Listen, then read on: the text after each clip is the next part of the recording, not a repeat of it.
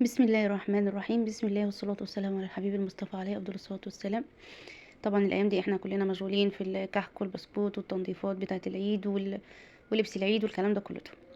فبنيجي على يعني عند تحضير الفطار ده بقى بنبقى ايه عايزين حاجة سهلة سريعة. يعني اليومين دول بالذات عشان اليوم كله بنبقى مشغولين فيه والكلام ده. فتعالي بقى اديكي فكرة بسيطة كده سهلة سريعة. وبسيطة قوي وكمان تحفة بجد يعني. الاكل اللي هو اللي بيبقى الحرش ده يعني بتقعدي تاكلي كده احسن بقى من الفراخ والسمك اللي احنا زهقنا منها والحاجات الحاجات دي كلها طول رمضان. تمام. تعالوا بقى نعمل مع بعض كده ايه كبدة فراخ وكمان بطاطس محمرة والبتنجان ده انا مصوراه كده، بس انا عملته معاكم في القناة قبل كده. هسمي الله كده. بصوا سامحوني بقى على المقطع الاولاني ده انا ما شفتوش، يعني ما خدتش بالي ان هو ما اتصورش. بس انا حطيت طاسه على النار تسخن كويس وبعدين حطيت فيها شويه زيت بتاع معلقتين 3 كبار زيت كده، وسبت الزيت سخن جامد. وبعدين معايا هنا كبده فراخ، كبده على قوانص. تمام. قطعتها صغير زي ما انتم شايفين كده، وحطيتها غسلتها كويس وبعدين حطيتها في مصفى، وبعدين نزلت عليها بمعلقتين لبن. معلقتين اللبن دول بيضيعوا اي زفاره، اي زفاره في الكبده. وبصي بقى الكبده بتاعت الفراخ عايزه تاكليها وتاكلي الكبده صح، اعمليها طازه. اعمليها طازه. هتحطيها في الفريزر اعرفي ان هي هتبقى زفره على طول. عايزه تتجنبي اي زفاره اعمليها طازه. تمام. هتاكلي احلى كبده في الدنيا. نزلت بالكبده على زيت سخن جدا، اديتها تشويحه كده لحد ما لونها غير، وبعدين نزلت بفصين توم متقطعين كبار مفرومين على الكبده.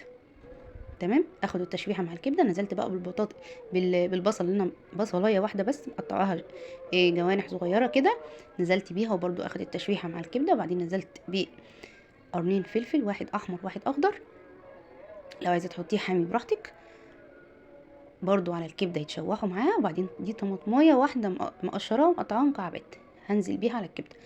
البهارات بتاعتي بقى فلفل اسود وكمون، عايزه تحطي بهارات كبده تمام، ونص معلقه صغيره ملح بس. الكبده يعني كمون وملح. ده لو كبده اسكندراني. الكبده الفراخ بتضيفي لها فلفل اسود عادي. تمام.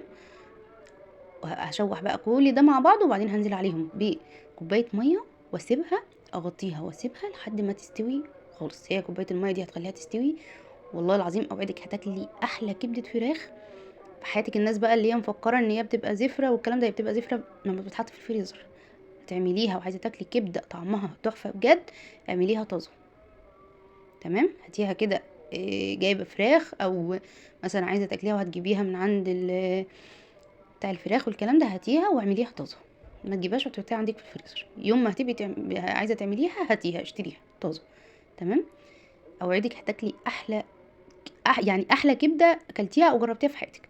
حمرت جنبيها بطاطس صوابع اهي زي ما انتم شايفين، والبتنجان اللي هو ايه اللي صوابع البتنجان اللي هي بالبقسماط الناعم او الفيجيتار.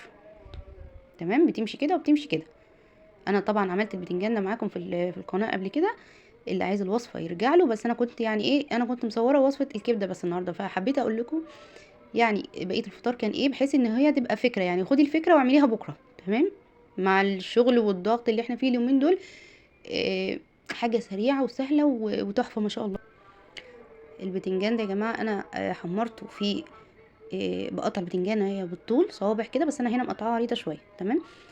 وبرش عليها شويه ملح، واعمل بيضه في شويه دقيق وشويه ميه واربطها ببعضها مع شويه ملح، وانزل بالبيضه، وبعدين انزل على الفيجيتار او البقسماط الناعم واقليها. بس هو يعني موجود هو الطريقه بتاعته موجوده على القناه مع خس.